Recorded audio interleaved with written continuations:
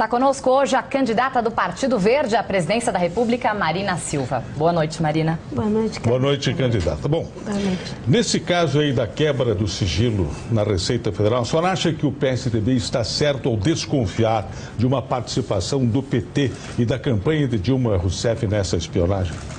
Olha, eu acho que o certo é exigir investigação, rigor nas investigações, punição aos culpados e que o ministro da Fazenda dê uma explicação para a sociedade brasileira, porque mais de 100 pessoas tiveram seu sigilo fiscal violado e milhões de brasileiros, que somos todos nós, estão se sentindo vulneráveis. Acho que nós temos que afirmar o princípio da probidade, da impessoalidade, da constitucionalidade em qualquer momento. Mesmo durante uma eleição, não se pode resvalar para o vale tudo de campanha. Bom, com o precedente aí do que houve com o caseiro Francenildo, a oposição e alguns analistas políticos afirmam que o governo pode usar as instituições públicas para pressionar os seus adversários, o governo do PT. A senhora acredita nisso?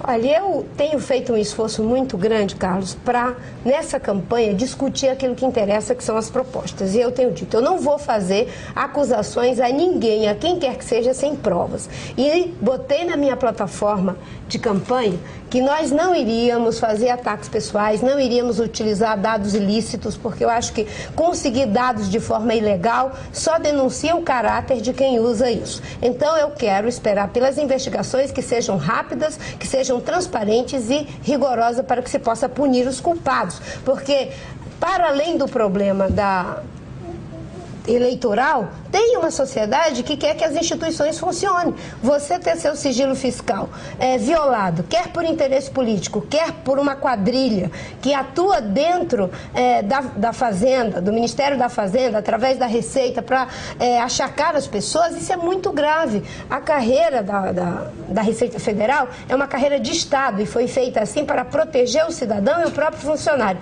Agora, o que nós vemos é uma situação de descontrole, o silêncio do ministro, que já é uma omissão e um desrespeito à sociedade. O senhor acha que o Serra está exagerando ao comparar esse caso da filha dele com o caso da filha do Lula explorado pelo Collor lá em 89? Olha, enfim, eu acho que essa politização, até porque o Serra se sente atingido, talvez seja inevitável para ele. Agora, eu não quero usar o que eu estou combatendo, não é, como arma para mim. Eu não vou me transformar naquilo que eu combato. Portanto, eu só vou me pronunciar com provas, porque é assim que eu acho que se faz uma política com P maiúsculo. Eu quero as investigações, quero explicações. A sociedade brasileira está se sentindo vulnerável. Nós não podemos fazer um vale-tudo na política. Eu disse que queria não o embate, mas o debate. E eu vejo que estamos resvalando para o vale-tudo, que não é bom. Tem saúde para ser debatida, tem educação para ser debatida, segurança pública, que é um caos, e um país que precisa integrar os avanços, corrigir os erros, e esse descontrole é um grave erro, e apontar os novos desafios. A Karen tem uma pergunta para a senhora. Bom, agora a senhora se declara contrária ao aborto e ao mesmo tempo defende um plebiscito sobre o assunto. Por quê? A senhora tem receio do chamado patrulhamento das esquerdas? Não, é porque eu acho que é a forma democrática de debater um assunto tão complexo como esse. Sabe por quê? Porque isso envolve uma questão moral, uma questão filosófica, uma questão ética e espiritual. E não se tem muita informação. O aborto não é usado, não deve, ninguém defende isso como um método contraceptivo. Mas há esse debate. Já existem as formas previstas em lei. Essa não está em discussão. As outras modalidades, no meu entendimento, falta debate, e a forma de promover isso seria através do plebiscito. Agora, por que a senhora é contrária ao casamento gay? Olha, você me dá a oportunidade de discutir essa questão. Toda a cabeça aberta. Mas é por ter uma cabeça aberta, Carlos, que eu tenho a coragem de falar com transparência aquilo que eu penso, aquilo que eu acredito. Desde o início que eu disse que eu tenho uma objeção de consciência em relação à questão do casamento gay, e disse que eu defendo os direitos civis dos homossexuais e os seus direitos civis, no meu entendimento, devem ser preservados. Não defendo e nunca pratiquei, graças a Deus, nenhuma forma de discriminação.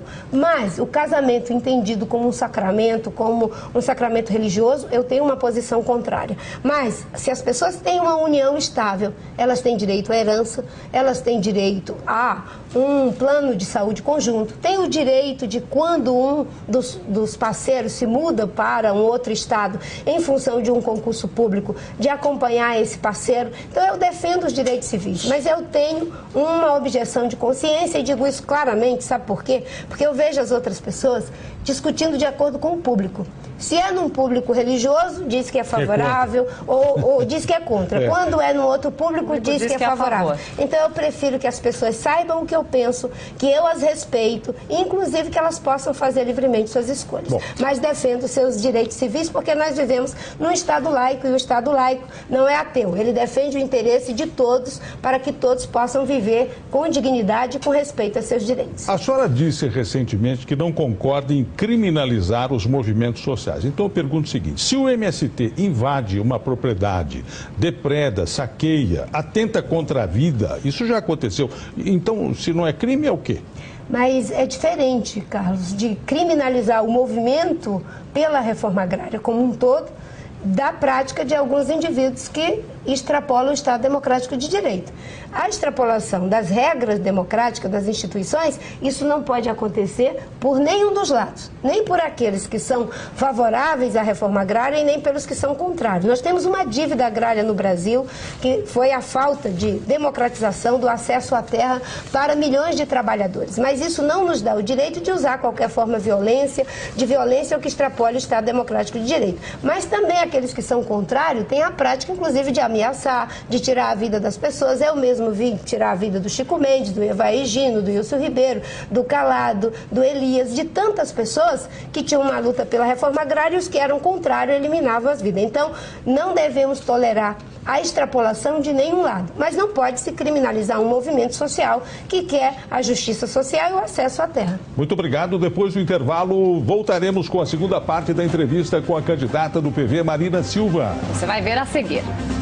Se alguém faz uma brincadeira, como política, olha, respeitosa, evidentemente. São bem-humoradas, respeitosas e irreverentes. Nunca me senti incomodada. Pois é, faz parte do nosso jeito de ser, né? Imagina censurar isso, né? É a forma de expressão, né, dos humoristas na política. Bom, a senhora disse que quer falar de educação e eu sei que o público se interessa muito por esse assunto. E o fato é o seguinte: hoje, além da má performance dos estudantes brasileiros aqui dentro e fora do país também, existe um problema gravíssimo de violência escolar. Toda semana tem notícia aqui de aluno que bateu no professor, levou a arma dentro da escola. Como fazer para mudar isso? Tem um problema grave, Carlos, que é um adoecimento social. E que, se não olhar a escola dentro da comunidade, no contexto social em que estão esses jovens, esses adolescentes, a gente não consegue transferir para o professor essa carga das mazelas sociais. No Rio Grande do Sul está tendo uma iniciativa muito interessante, que é o da Justiça Restaurativa, um trabalho feito pelo Tribunal de Justiça e o Ministério Público. E agora eles estão levando a mediação de conflito para dentro de todas as escolas, com um resultado muito positivo, onde é chamado o agressor, é chamado o professor, a família, e se faz um trabalho conjunto com o apoio, não é, de vários especialistas que se colocam naquela problemática. Então, a educação é fundamental na vida dos jovens, das crianças, dos adolescentes, mas a gente não pode esquecer que existe uma comunidade que está padecendo de alguns problemas gravíssimos, a questão do uso das drogas, o uso do crack. A falta de expectativa para esses jovens faz com que eles tenham uma atitude diferente. E, obviamente, que um ensino que não gera paixão, desejo de aprender, também gera uma certa apatia. Então, você tem que ver a educação no contexto, que nós chamamos de educação integral, em que você junta as várias práticas pedagógicas, as várias formas e tecnologias de ensinar para que se aprenda mais do que aprender uma disciplina, se aprenda a aprender. Tá, Karen, tem uma pergunta para a senhora. A senhora tem dito que gostaria muito de um segundo turno com duas mulheres, a senhora e Dilma. Se a senhora vencesse a eleição, o seu partido, o PV, teria condições para governar o Brasil? Tem estrutura para governar o Brasil? Nenhum partido tem essa estrutura, Karen. Porque você veja, o PT ganhou, e é um partido com mais de 1 milhão de filiados e quadros, e, no entanto, acabou ficando refém do PMDB. O PSDB ficou durante 8 anos também com o PMDB e os democratas. Na verdade, o que eu estou fazendo é algo diferente. Eu estou propondo um novo alinhamento, porque eu sei que existem pessoas boas, competentes, que se alinham não pelo fisiologismo, mas por programa, por ideia, por respeito ao Brasil e os brasileiros. E estou dizendo que, se ganhar, eu quero governar com os melhores do PT, do PSDB, do PMDB e dos partidos de tradição democrática de esquerda, porque do jeito que está, é mais do mesmo. As alianças que estão postas, pode ter certeza, não tem reforma política, não tem reforma tributária, vai continuar o mesmo oposição por oposição ou situação por situação no Congresso e não vai mudar nada. Então, estou propondo uma nova atitude política para o Brasil. Depois de 16 anos, com as conquistas que temos, os avanços que temos, é hora de se juntar pelo Brasil para que a gente possa enfrentar os erros e corrigir e os desafios para criar uma nova perspectiva e um novo ciclo para o Brasil. Candidata Marina, vamos falar de política externa agora. A senhora faria a defesa e as deferências que o presidente Lula fez ao presidente Ahmadinejad do Irã? Não, não faria. E eu digo que em política externa a gente tem que ter, em primeiro lugar, princípios. Orientar a ação através dos princípios que orientam essa nossa ação. E quais são esses princípios, né? Você tem que ter uma defesa de uma cultura de paz, e o Brasil tem mais de 100 anos, cerca de 150 anos de paz nas suas fronteiras, né? A defesa da democracia, e isso é um bem precioso para todos nós, e a defesa das liberdades e dos direitos humanos. Se você tem esses princípios, você orienta a sua ação comercial, a sua ação bilateral, multilateral, no contexto das negociações internacionais que muitas vezes se colocam de forma complexa, mas sem abrir mão desses princípios, sem relativizar princípio. Não daria a audiência que foi dada ao Ahmadinejad, que não respeita direitos humanos, não respeita a democracia e ainda tem como objetivo fazer a bomba atômica e diz que o Holocausto não existiu. E também em relação a Cuba, não teria relativizado a questão dos direitos humanos. A senhora já está falando... Cuba também não.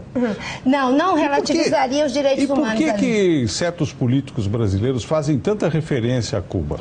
Eu também faço. Nesse episódio, eu faço a crítica, porque eu acho que a Revolução Cubana, ela trouxe uma conquista muito grande. É só ver a saúde. O Brasil mesmo manda formar médico, manda buscar médico. Eu não ponho a Revolução Cubana na mesma condição que as pessoas com uma visão conservadora, de direita, fazem. Sim. Mas eu digo que a Revolução Cubana precisa ser completada com a democracia. Derruba o bloqueio americano e a democracia vai ser vitoriosa em Cuba. Quem quer ajudar Cuba tem que dizer que ali precisa de democracia. Bom, eu tenho um minuto para a senhora encerrar, para fazer a seguinte pergunta. No Brasil hoje está todo mundo, não sei se com o bolso cheio, mas enchendo, né? Comprando moto financiada, carro, as pessoas viajam, financeiramente felizes. Por que vão votar na senhora ou no Serra e não na Dilma, que representa a herança disso tudo? Porque as pessoas devem perceber que essa prosperidade que o Brasil está vivendo é fruto da própria sociedade brasileira. E eu tenho dito claramente que nós vamos manter as conquistas do Plano Real que o presidente Lula manteve, que era do Fernando Henrique, e as conquistas da política social do Lula. Se ele foi capaz de manter o Plano Real do Fernando Henrique, o outro, pode manter as conquistas dos últimos 16 anos. E a gente tem o consumo responsável, que é de pensar, temos ganho agora, temos ganhos que conseguimos agora, mas não vamos ser complacentes com os erros, vamos apontar novos desafios e vamos pensar o Brasil. Se a gente pode pensar, escutar 2 vezes, ouvir 2 vezes os candidatos, por que a gente vai tão assodadamente decidir no primeiro turno? Se a população quer uma mulher presidente da República, que dê igualdade de oportunidade para que as duas, com tempo igual, possam decidir, o cidadão decidir quem vai ser a presidente do Brasil. O Serra não gostou muito dessas... Obrigado pela sua presença. Obrigada. Boa noite. Obrigada, Marina. Boa Obrigada noite. a vocês. Boa noite.